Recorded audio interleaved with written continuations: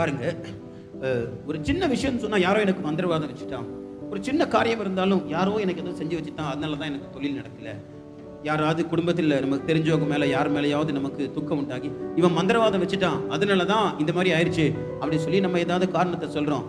ஆனா ஒரு சின்ன ஒரு நஷ்டம் உண்டாகும் போது தேவனுடைய பார்வையிலே அமர்ந்திருந்து, கர்த்தாவே ஏன் என் குடும்பத்தில் சம்பவித்தது, என் தொழில ஏன் நஷ்டம் என்பது உண்டானது என்று சொல்லி தேவனுடைய பார்வையிலே அமர்ந்திருந்து நம்மை நாம் நிதானித்து நம்மை சரி செய்து கொள்வர்களாய் காணப்பட வேண்டுமே ஒழிய, அங்க உடனே யாரையோ எனக்கு மந்திரம் வச்சுட்டான், பிலிசுனை வச்சுட்டான், அவன் எனக்கு செஞ்சுட்டான், இதெல்லாம் மனுஷருடைய பார்வையிலே நாம் பார்க்கிற விதமாக இருக்கிறது.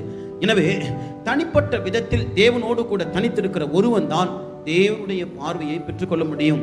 மனுஷருடைய பார்வையிலே நாம் எடுக்கிற முடிவுகள் பல பிரச்சனைகளுக்கும் நஷ்டங்களுக்கு நேராக நம்மை வழிநடத்தும். அருமையானவர்களே, எனவேதான் 9ஆம் மணி நேரத்தின் அனுபவம் நமக்கு மிகவும் அவசியமாக இருக்கிறது. பாருங்கள், நம்முடைய குறைகளை நாம் நிதானித்து நம்மை சரி செய்து கொள்ளாதது நிமித்தமாக நம்முடைய வாழ்க்கையில பல பிரச்சனைகள் இருக்கிறது. நம்முடைய வாழ்க்கையில சில பிசாசுக்கு இடம் கொடுத்திருக்கிறோம், சில கட்டுக்களோடு கூட இருக்கிறோம், சில பிரச்சனைகளோடு இருக்கிறோம், சில பாவங்கள் இருந்து வெளியே வர முடியாமல் போராடி கொண்டிருக்கிறோம்.